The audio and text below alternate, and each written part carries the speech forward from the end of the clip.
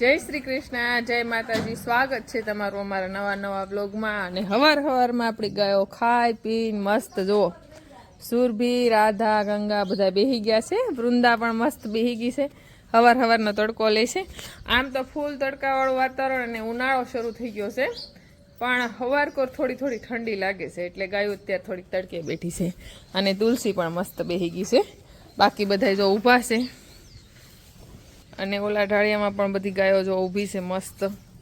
અને એ ગાયોનું બધું કામ થઈ ગયું છે ને આપણે જવાનું છે આજે પહેલી વાર હાલીને પદયાત્રા અમારા જે દાદા સોના છે ત્યાં. અને ખાસ કરીને તો કિશન શુભમને ત્યાં લઈ જવાના છે પગે લગાડવા માટે.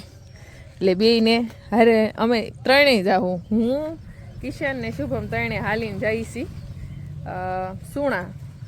જો કે હળવા કપડાં જ પહેર્યા છે, પણ જોઈ શકીએ છીએ કે તડકાનું હાલીએ કાહે કે નહીં. કા ગરમી થઈ જાય હાલીએ કી? શું તું હાલીએ કી? તો જય ભૂતડા દાદા, અમે જઈએ છીએ. બા અમે જઈ. તો જેની પપ્પા ઘરે છે, એ આવશે.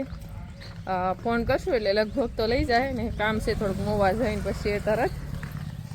તો અમારી વાડીનો જે વળાકનો રસ્તો આવે છે ત્યાં પોગી ગયા છે. ત્યાં પુલ આવે છે, તો પુલ બનાવે છે, બની ગયો છે. આમ તો થોડોક રસ્તો રોડ બાકી છે. આ નવો પુલ બનાવ્યો તો રસ્તા આડાવડા હાલવા પડે આમાં તે, કારણ કે રોડનું કામ શરૂ છે એટલા માટે. બસ આ રોડનો પુલ વટી એટલે ડાયરેક્ટ અમારા વાડીનો રસ્તો આવે છે. અને રસ્તો જાજો દૂર નથી, અહીંયા જ છે. તો આ છે આપણે જે આખી વાડી છે એનો રસ્તો. તો આપણે ત્યાં નથી જવાનું, અહીં સીધા રોડે જવાનું છે. કા કિશન? કેમ થાય શુભમ? હે કે વાહનમાં બેહાડ દઉં? હે શુભમ કિશન દિવાળી પછી આ બીજી વાર દાદાએ જાય છે હાલીને.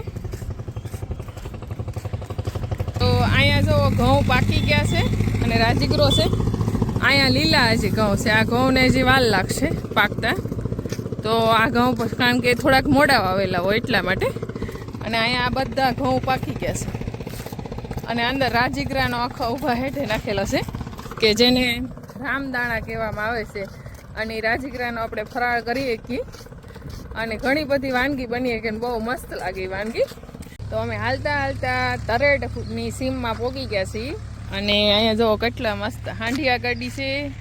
અને ડુંગળીનો જે બી થાય ને, જેને કલોંજી કહે, એના મોગરા છે.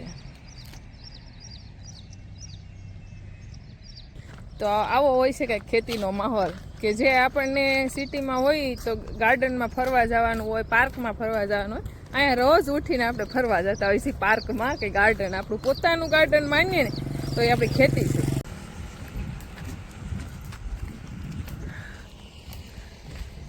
તો આપણે ઘરને આંગણે એક વૃક્ષ ઉગાડવું હોય તો વિચાર કરતા હોય છે. અહીંયા તો આપણને રોડ ઉપર મસ્ત મજાના જો હરીગવા, આંબા, આવેડું, પોપૈયા, આવી લીલી હરિયાળી વચ્ચે આવો રોડ છે.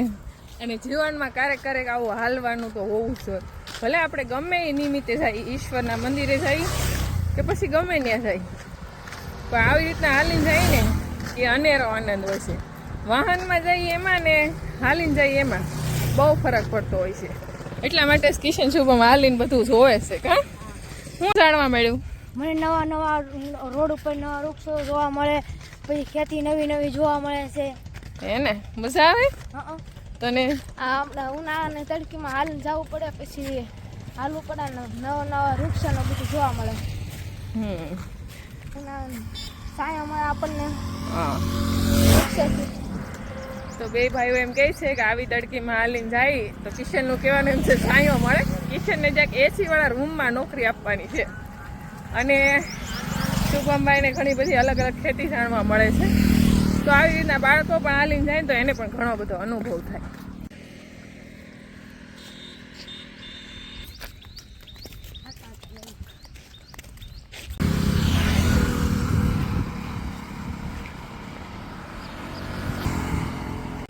તો અત્યાર સુધી આપણે રોડના રસ્તે હાલ્યા આવતા હતા, પણ હવે આપણે કાસા રસ્તા તરફ વળવાનું છે, કે જ્યાંથી આપણા દાદાનું મંદિર આવે છે. આ છે રોડ અને આ છે કાચો રસ્તો. કેવડો છે પણ કેવડામાં કંઈક ફળ નથી, ફૂલ નથી.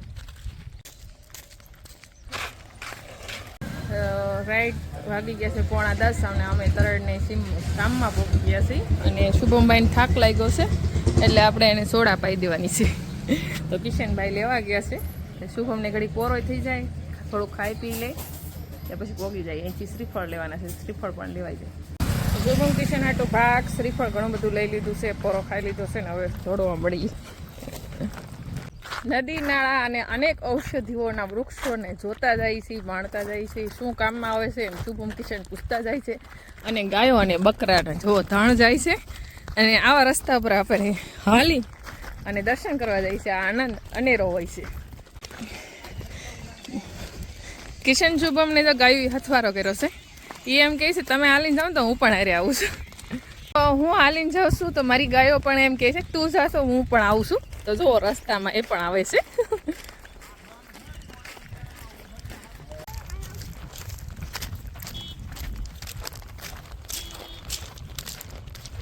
આ લીલગરીનો છોડ છે અને લીલગરીનો છોડ એટલે અનેક ઔષધિઓમાં કામ આવે છે, દવાઓમાં વપરાય છે.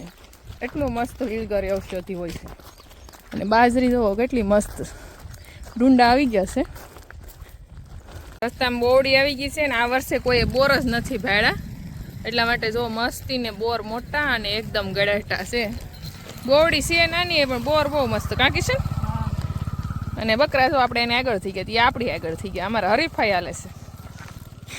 શુભમ બસ હવે બસ 2-3 મળી જાય ઘણા ઘણા. હાલ હું અહીંથી લઈ લઉં લે.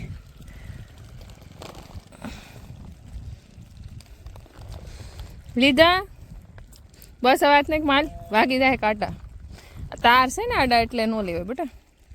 હજી બોવડી આવશે આડી. જો ગાયું તમારી હારે થઈ ગઈ જુઓ. એ કે શુભમ કિશનનો સાથ છોડવો જ નથી હવે.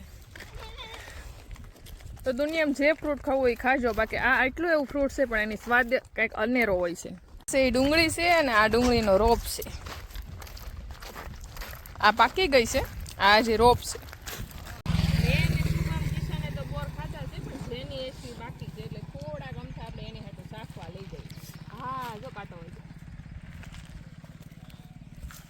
ખાલી 2 બોર આપશું ને તોય રાજી થઈ જાય. હા શુભમ શુભમ અંદર ન જવાય હલાવતા ને. કિશન શુભમ બોર ખાતા થાય એમાં લેવા કાતરા ભાળી ગયા. ખબર નહીં કઈ દાદાએ દર્શન કરશું કા. કિશન જો કાતરો ઓલો લાલ છે ને અંબાઈ જાય. લાય હું આંબી દઉં. ઉભો રહે આ લાય આ પકડ આંબી લે.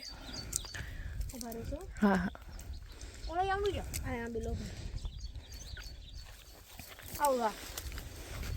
શુભમને બહુ કાતરા ભાવે છે. જો આખે રસ્તે નીકળું આવું તો દુકાનમાં ન ખાવા મળે. ક્યાં એ ભલે રહ્યો હવે બહુ આઘો છે. આવું તો દુકાન વાળો આવે ને તોય ખાવા ન મળે.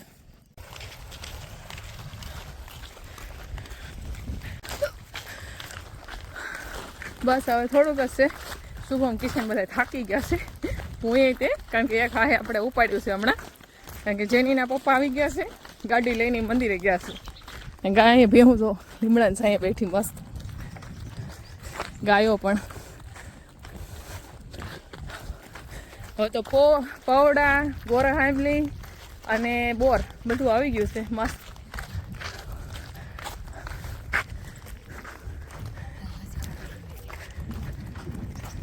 આ છે ધતુરો, ધતુરાના ફૂલ. આ એક ફૂલ લઈ જે ભગવાનને પ્રિય છે તો આપણે લેતા જઈએ. અને આ છે એનું ફળ. ઓય બાપા વાગે એવું છે, બહુ કાંટા છે. ખાલી ફૂલ લઈ લઈ રહેવા દે. ઘેરે ભોળાનાથ છે ને તે કિશને ધતુરો લીધો. અરે મીઠા લાગતા બોર. ના ઘેર જગ્યામાં ફાઇનલી આપણે પહોંચી ગયા છીએ.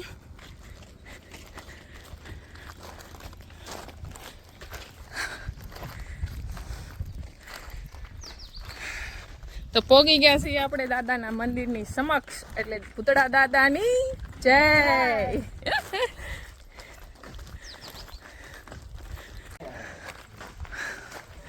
પહોંચી ગયા છે જો એ દાદાનું મંદિર ખોલી નાખ્યું. જય ભૂતળા દાદા.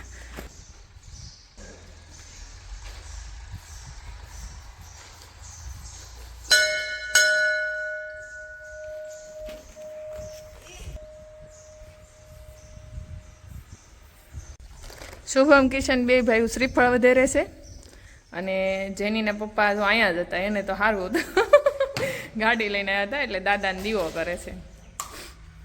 તો આપણે દાદાએ પોગી ગયા છે, દાદાને દર્શન થઈ ગયા છે.